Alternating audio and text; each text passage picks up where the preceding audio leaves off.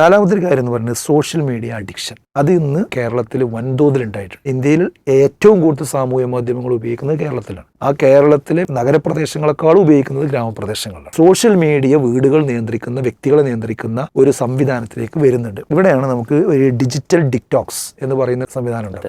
അതിലേക്ക് ഇപ്പോൾ വന്നിട്ടുണ്ട്. അതായത് ഒന്നുകിൽ സോഷ്യൽ മീഡിയ നിയന്ത്രിക്കുക, അല്ലെങ്കിൽ അത് മാറ്റി വെക്കുക. അപ്പോൾ അത് എങ്ങനെ നിയന്ത്രിക്കാം? സോഷ്യൽ മീഡിയ ഒരിക്കലും എൻ്റെ അജണ്ടയെ എന്നെ നിയന്ത്രിക്കാൻ പാടില്ല. ഞാൻ എൻ്റെ അജണ്ടയ്ക്ക് വേണ്ടി, എനിക്ക് വേണ്ടി ഞാൻ സോഷ്യൽ മീഡിയയെ ഉപയോഗിക്കും എന്ന രീതിയിലേക്ക് മലയാളികൾ നിർബന്ധമായി മാറേണ്ട ഒരു വർഷമാണ് ആ നിലക്ക് എഡ്യൂക്കേഷൻ ശരിക്ക് നടക്കണം. ഈ സ്ക്രീൻ ടൈം മാനേജ്മെന്റ്, മറ്റുള്ള കാര്യങ്ങളൊക്കെ അതിനോടൊപ്പം അതിൽ പിന്നെ ഒരു നിയമനിർമ്മാണം ഉണ്ടായിട്ടുണ്ട്. 16 വയസ്സിന് താഴെയുള്ളവർക്ക് വിലക്ക് ഏർപ്പെടുത്തിക്കൊണ്ട് ഓസ്ട്രേലിയയിൽ 2025 ഡിസംബർ 10 ആ നിയമം വന്നത്. അതിൽ പ്രത്യേകത എന്താണെന്ന് വെച്ചാൽ അതിൽ ശിക്ഷാ നടപടി പിഴ വരുന്നത് ആർക്കാന്ന് ചോദിച്ചാൽ ഡിജിറ്റൽ പ്ലാറ്റ്ഫോമുകൾക്കാണ്.